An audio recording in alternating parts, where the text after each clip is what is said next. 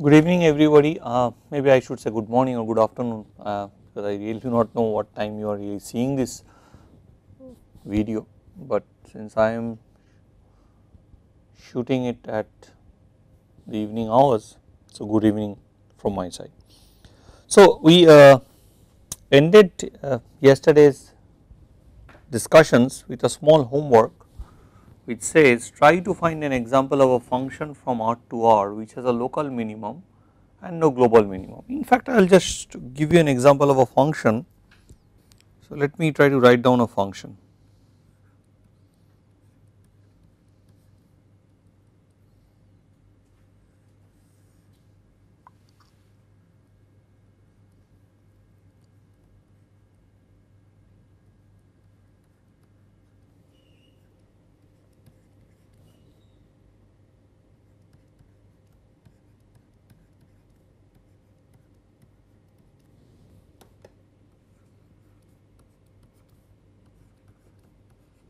So this is the function that I have written down. So f is a function from R to R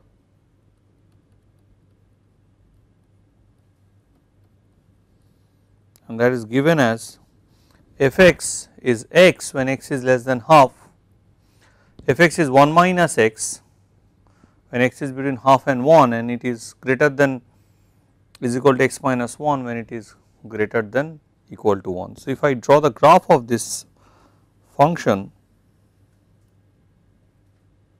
it would look like this. So here I draw the graph up to x equal to half.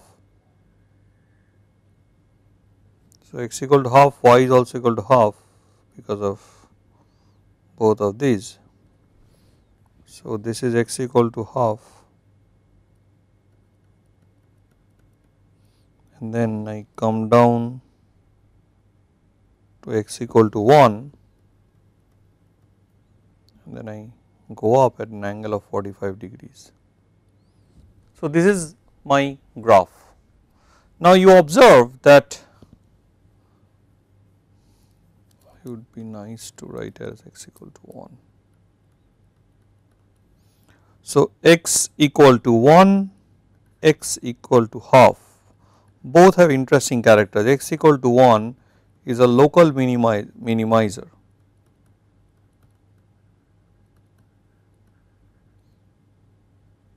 X equal to half is a local maximizer.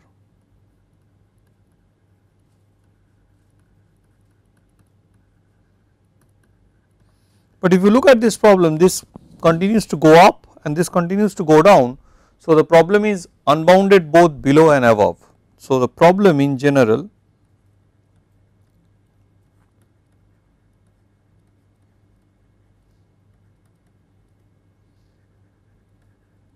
unbounded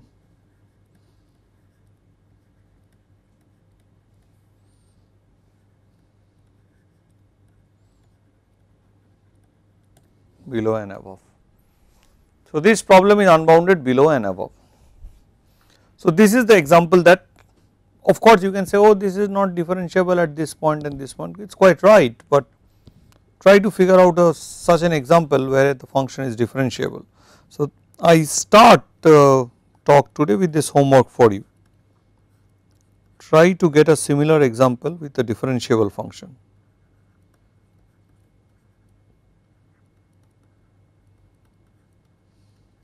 So in this function, for example, only local optimization matters, global optimization does not matter.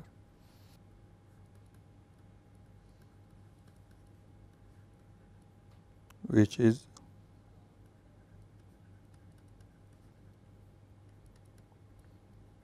differentiable.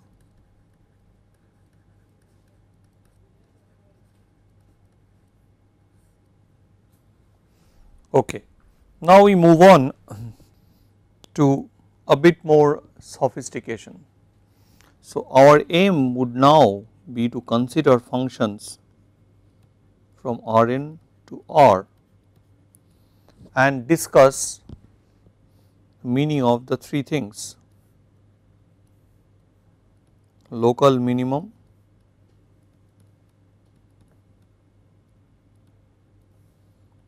global minimum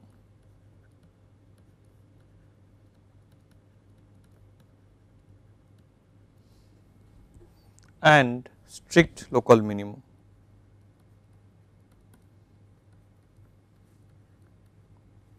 The definitions are all similar.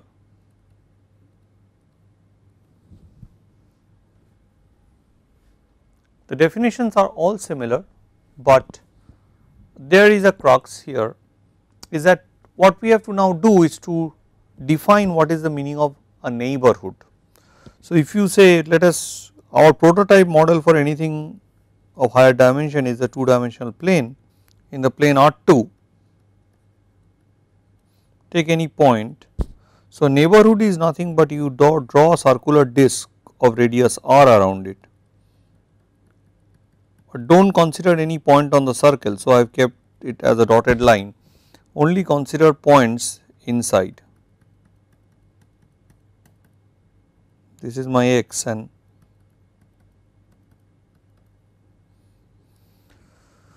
so our neighborhood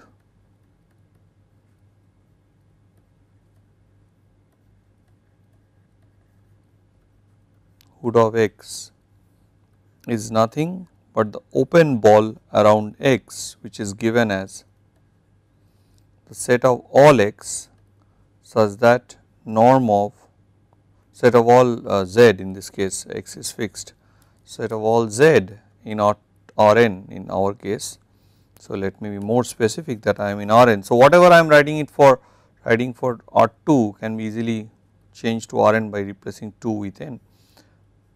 Norm of, that is the distance between z and x, is strictly less than r. Of course, so the R neighborhood is nothing but this open ball of radius r.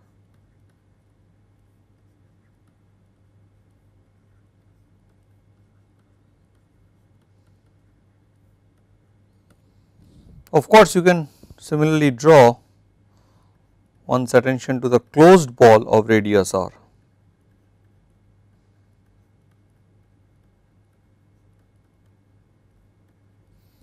So, this is usually symbolized as radius r with center x in this case.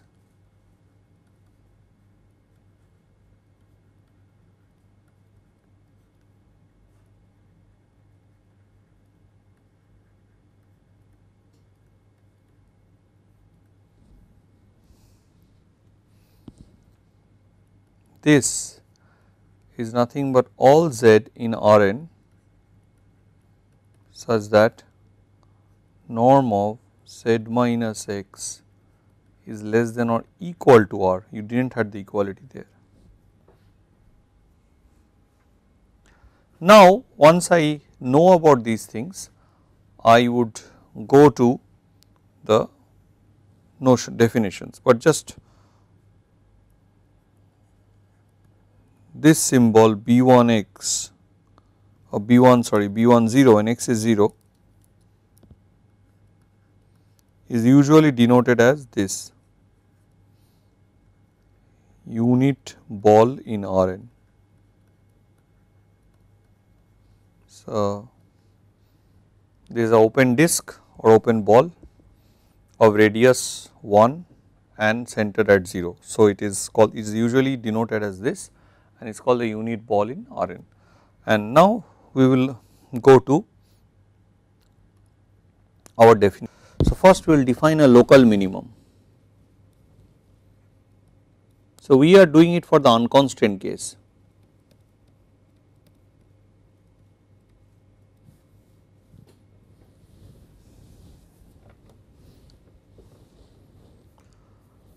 Now, how do I do a local minimum? The same definition, just like the constraint case, the same definition, but here your neighborhood gets changed with the neighborhood that we have just defined. Your delta neighborhood or that open interval in case of R, which was this one, gets changed to this one, and so a local minimum definition is as follows: a point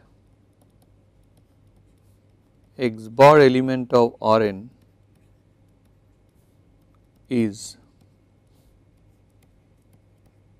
a local minimum of f over Rn if there exists delta greater than 0 such that for all x in B delta x bar f of x is bigger than f of x bar. Global minimum means of course it is for all x in Rn. So again I will give the definition of a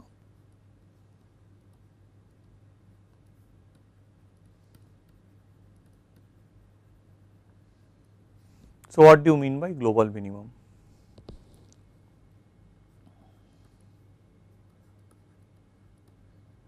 A point x bar in Rn is a global minimum of f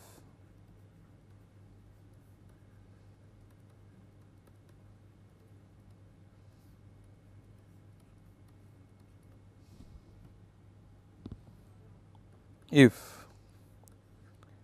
f of x is bigger than equal to f of x bar for all x in Rn.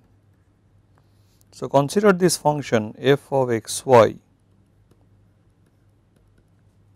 is equal to x square plus y square, where x and y is element of r cross r, both are real numbers, which is same as R2. In this case, if you see that this function value is always greater than equal to 0, and if I put x is equal to 0 and y is equal to 0, that 0 value is achieved. So x bar y bar is equal to 0 0 is the global minimum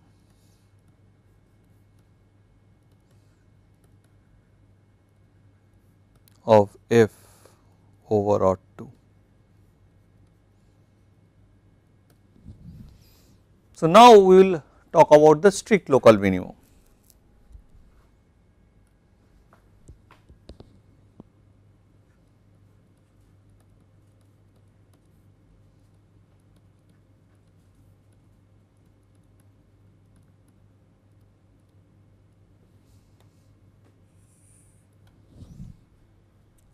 Now the strict local minimum has the same approach as yesterday.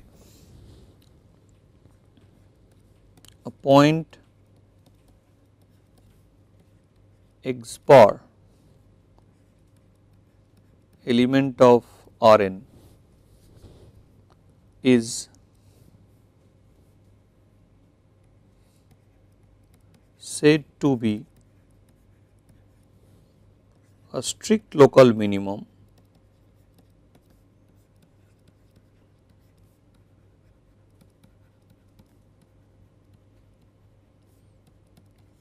if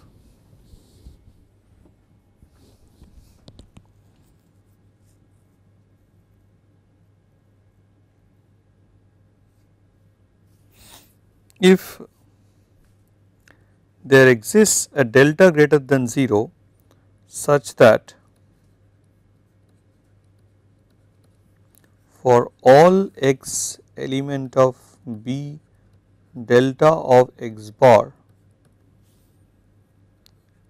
f of x is strictly bigger than f of x bar whenever x is in here, but x is not equal to x bar, that is enough to write this. So this is a crucial fact that x is not equal to x bar. So if you look at this function again,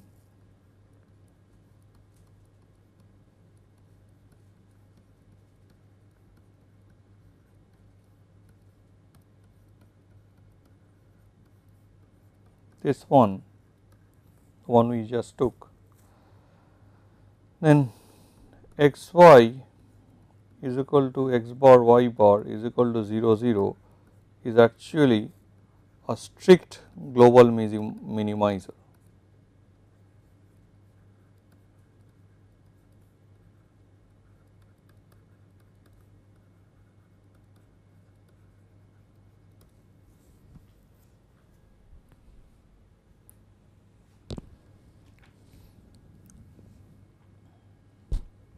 Okay, so we have some idea now in higher dimension how to write the things.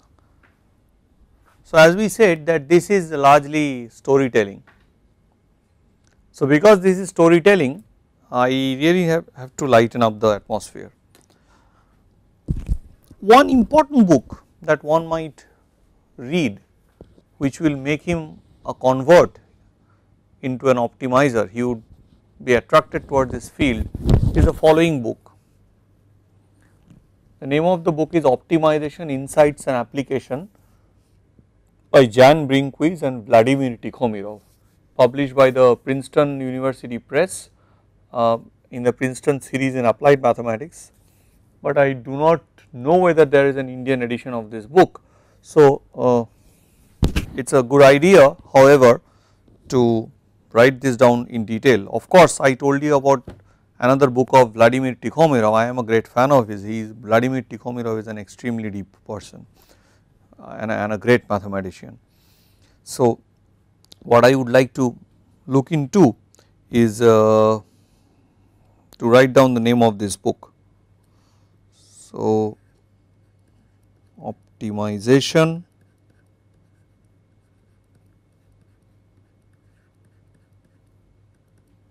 insights and applications.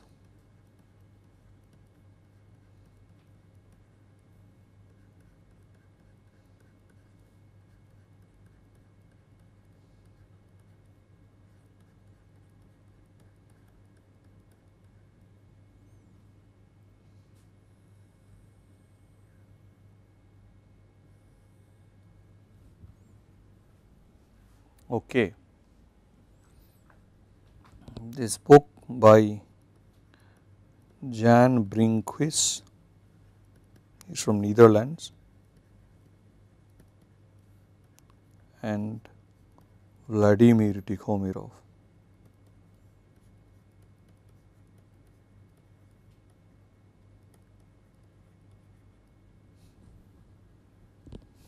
Is published by the Princeton University Press.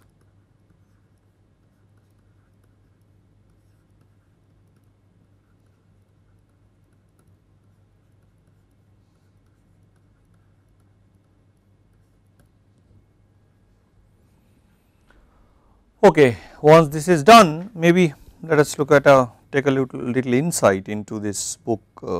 Maybe I will do some reading from this book. You might like this idea. What you really need in optimization is to able to compute the minimizer. So if you want to compute the minimizer, you must know how to compute the minimizer. So there must be some equations or something from which you can compute a candidate for a minimizer. So that to do that you need to take into account the development of necessary conditions. So if you talk about necessary optimality conditions, so using necessary optimality conditions you can compute out a point for which could be considered as a minimizing point and then really test whether it is a minimizer or not. So I am reading out from the introduction of this book, just which I have mentioned, optimization insights and applications. Thing is necessary conditions, what is the point? So let us hear from the experts. As Laplace has once told, go to Euler, he is the master of us all. So you really have to learn from the masters. So that is what we are trying to do. 6 reasons to optimize. Suppose you have just read for the first time about a new optimization method, say the Lagrange multiplier method or the method of putting the first derivative equal to 0, so which you already know from school. At first sight it might not make a great impression on you. So why not take an example, find positive numbers x, y with product 10 for which 3x plus 4y is as small as possible. So here you see he is asking you to solve this problem, minimize 3x plus 4y subject to x, y is equal to 10. So, here my set C, the set C is set of all x y such that x into y is equal to 10.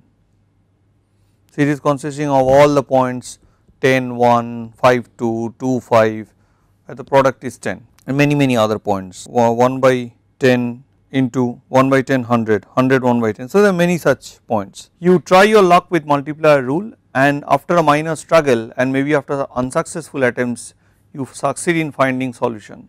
This is how the multiplier rule comes to life. You have conquered a new method. You see, a very simple looking problem like this is actually a very hard problem in optimization because of these restrictions. These constraints are not very hard non-linear constraints, while this is a linear function. You are minimizing a linear objective over a hard non-linear constraint. So, this is a very interesting example of a constraint problem which is so simple, but yet very hard, but which looks so simple when you look at it, but it is actually very hard to solve. After a few numerical examples you start to lose interest in these exercises. Of course, if you just keep on applying the Lagrange multiplier rule or whatever optimality conditions we propose, then you would really lose interest. You want more than applying the method to the problems that comes from nowhere and leading to nowhere. Then it is time for a puzzle, and here is one. That is, if you are getting bored with problems, we should tell you a puzzle. To save the world from destruction, agent 007 has to reach a skiff 50 meters offshore from a point 100 meters further along a straight beach and then disarm a timing device. The agent can run along the shore at 5 meters per second, swim at 2 meters per second and disarm a timing device in 30 seconds. Can 007 save the world if the device is set to trigger destruction in 73 seconds? The satisfaction of solving such a puzzle by putting derivative equal to 0 in this case is already much greater. So, this is also an optimization problem, that what is the minimum time in which you can reach the device. So, but you can say, as he shows here in this book, what Brinquist and Tikhomirov shows, that even this problem is actually quite difficult.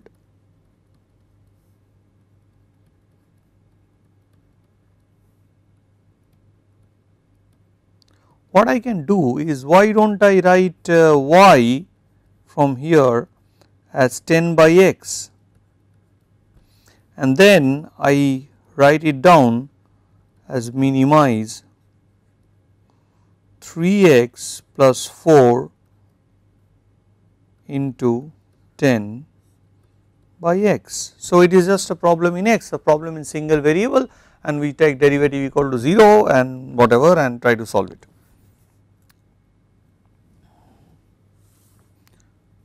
And once you know that optimal x, you will know the optimal y. The question is that, do we need to really use the multiplier method for this sort of problems? It is so simple. Does the multiplier rule have the right to exist? That is what he asks in this book. He says that it is the ancient problems of geometry which really had shown the strength of multiplier method, a thing which we will also discuss. We will discuss a couple of examples from this book. So, time for the test of strength of this method. How can we put down 4 sticks to form a quadrangle of maximum area? That is, you again, I told you, will come with a geometrical problem. We have 4 sticks given to you which are of fixed lengths. Now, with these 4 sticks form a quadrilateral,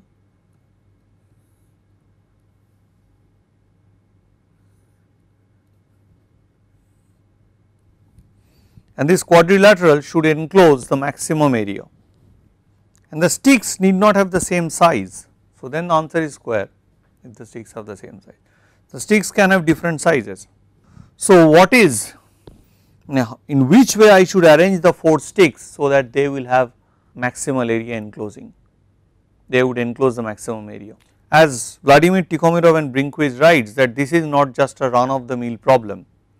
In ancient times, the Greek geometers knew this problem already. They tried very hard to solve it using geometrical methods. Yesterday we actually used an algebraic and geometrical method, arithmetic method and geometrical method to solve such a maximization minimization problem. We will do some more of them as we come along. They tried very hard to solve it, but without success, but with the multiplier rule, with the Lagrange multiplier rule, which will be one of the most interesting topics in our discussion, we will solve it without any difficulty. As he writes here, we do not know any way to solve it. So this is a very important step. So here with this very basic introduction, we start our further discussions. So what we need to discuss is that we would be in the world of differentiable functions.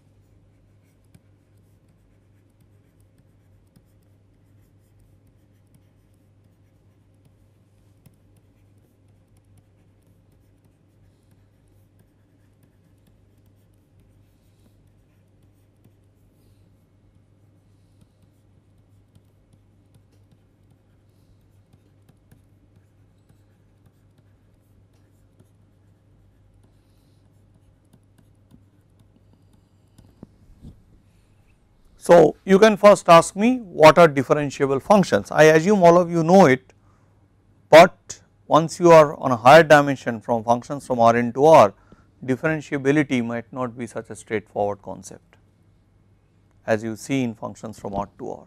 But the clue, we will take a clue from the functions from R to R and then try to develop the notion of differentiability of a function from Rn to R. So if I have a function from R to R,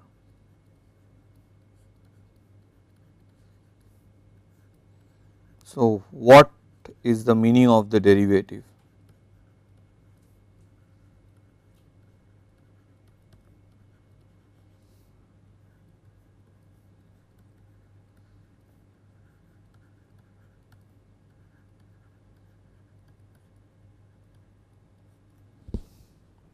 So a derivative is defined, as you have also known in high school, at a given point x,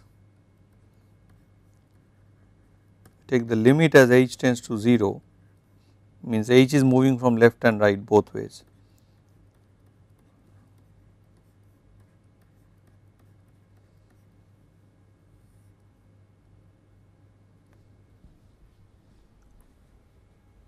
What more information I can have from here? The information that I can have from here is as follows.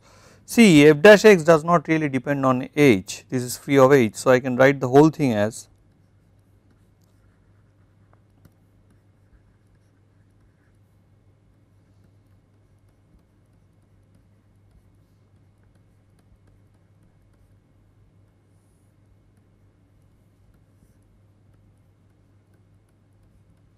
so I hope you agree with this writing. So once you do that, this would actually come down to doing some computations here.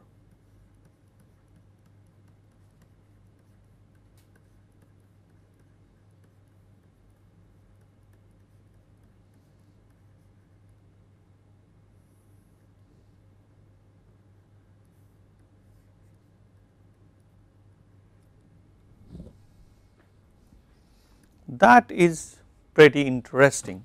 So what you have is there is a quantity, because x is fixed, this is the top quantity here is a function of h. So I have a function of h, when I am dividing that by h and as I am tending the limit as h goes, I am looking at the limit as h goes to 0, I am getting 0. Then this quantity on the top is a quantity which is called the small o of h or the small order of h. So this quantity on the top is defined as follows.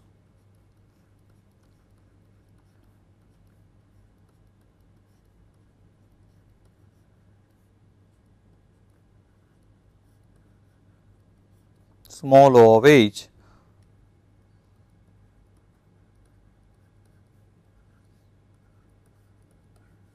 small o of h. Now this actually means small o of any quantity is called small o of h if this is true. So, of course, you can write the derivative has also leads to the following expression, which is called the first order Taylor's theorem. Basically,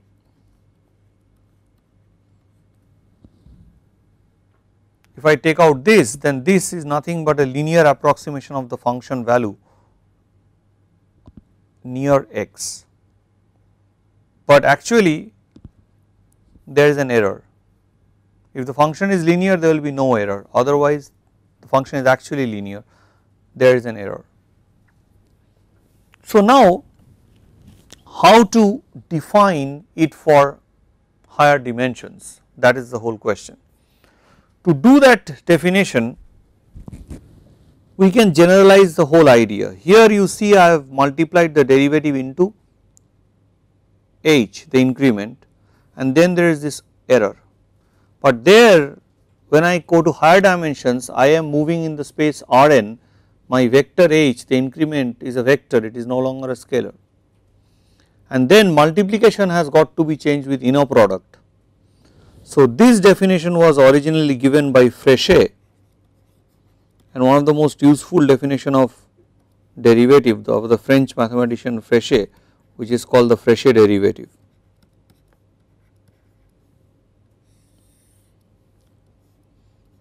Named after Maurice Fréchet.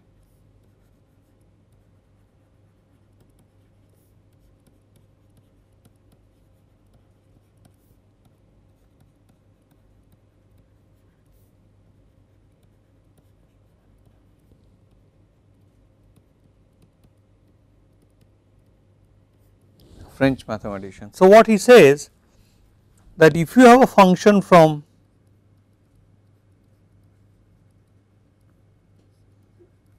Rn to R, then f has a derivative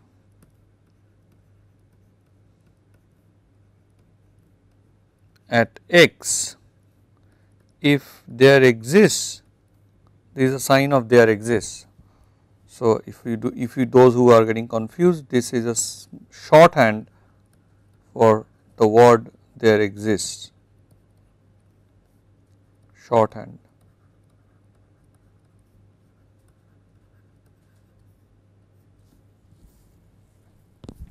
If there exists V element of Rn such that limit, now I cannot divide by h, it is a vector, but I can divide by the norm of h, which is the length of h.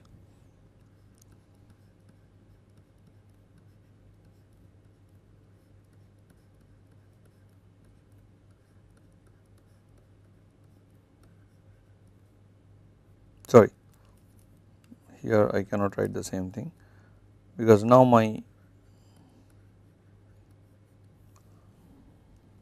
dot, the multiplication is changed into inner product divided by the norm of h,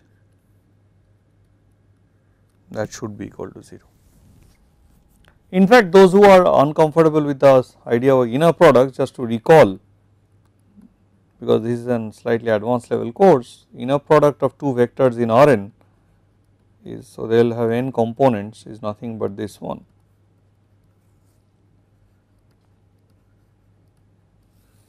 And norm of h square is nothing but the inner product of h with itself, which is nothing but the Euclidean distance from 0, square of the Euclidean distance from 0, where h1, h2, hn are the components of h. So, this is what is the meaning of the derivative, which also means that f of x plus h is equal to f of x plus v of h plus O of norm of h. Now, if you do some simple calculations, then you can show that if V is a vector V1, V2, Vn, then V1 it would imply that V1 is equal to del f del x1, V2 is equal to del f del x2 dot dot dot Vn is equal to is the partial derivative of f with respect to these variables. So, V is then symbolized as the gradient of f at x, and which is nothing but del f x1 dot dot dot del f del xn. Similarly, you can define the second derivative. The second derivative would also be of big help when you do second order conditions. So, it is not only the necessary conditions which is of help, sometimes you have to go to what are called sufficient conditions, that if I have figured out a point and I am now it is one of the candidates by which could for a minimum, I really have to show that it is a minimum, and one of the simplest paths to do it is to check certain whether this point satisfies certain conditions which are called sufficient condition and which are usually involving the second derivative. So, it is important for us in the case from function from Rn to R decide what is the second derivative.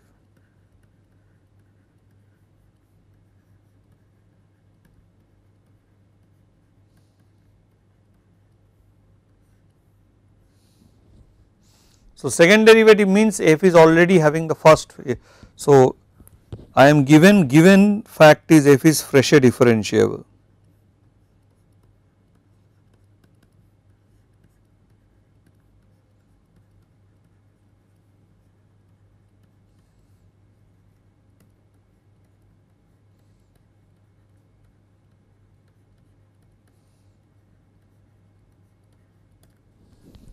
Now, once I know this, how do I define the second derivative? F has a second derivative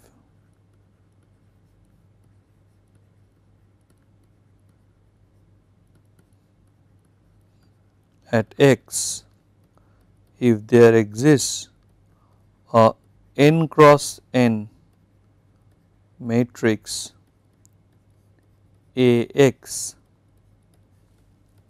such that f of x plus h is equal to f of x plus grad f x of h plus half h Ax h plus small o of norm h square this time.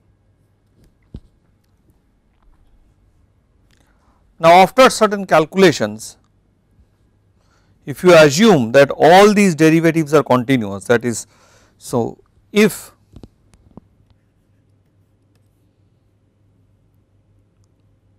each del f xi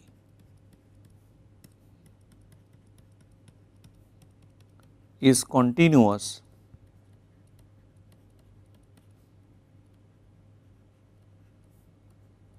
as a function of x1, x2, xn, then A of x, this matrix, can be written as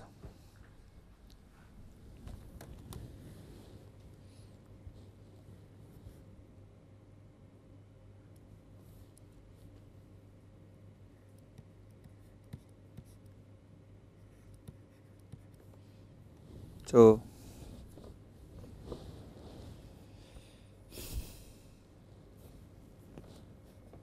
you are taking the derivative of the gradient matrix first with respect to x1 and then del to f del x2 del x1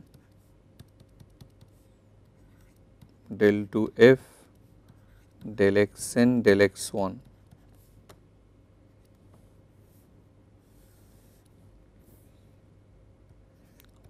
del 2 f del xn del x1. Of course, I am taking this continuous so that you know this this and this are equal, then the matrix is symmetric and nice and can have much better properties, which is useful for optimization.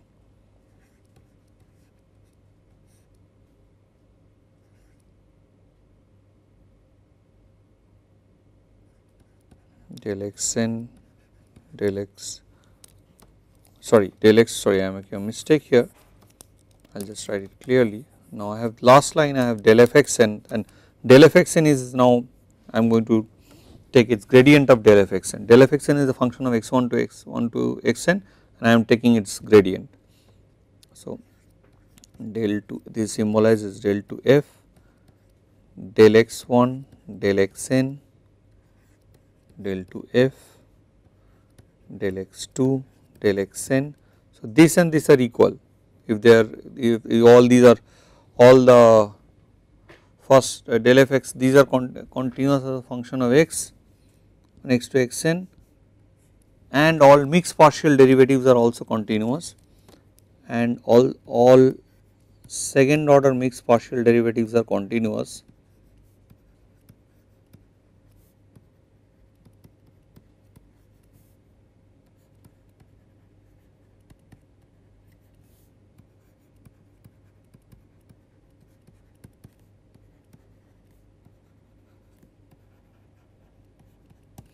Then you have this is equal to this Young's theorem. So that is interesting actually. I am not writing what is in the middle.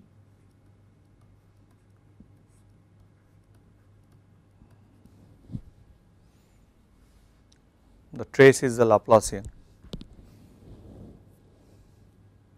So this is usually symbolized as the Hessian matrix of f at x, and this is very important to determine whether a point is a minimum or not.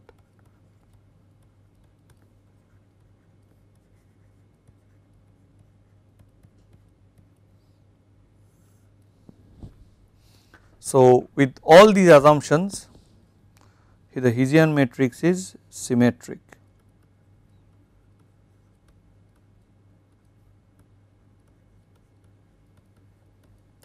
So now we have done enough material at hand to start our progress step by step.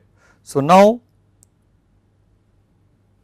what we will start with is unconstrained optimization. That will be our goal tomorrow.